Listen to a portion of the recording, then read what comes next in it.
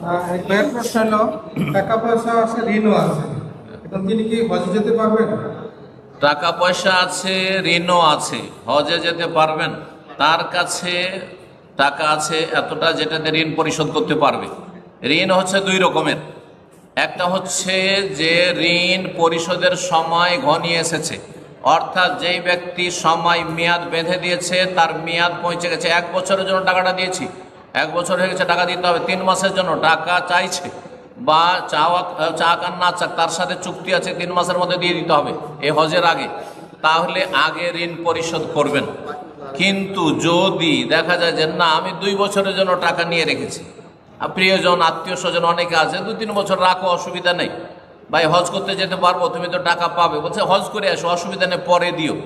তাহলে এইরকম ঋণগ্রস্ত ব্যক্তি হজ করতে পারবে, এরকম ঋণগ্রস্ত ব্যক্তি হজ করতে পারবে।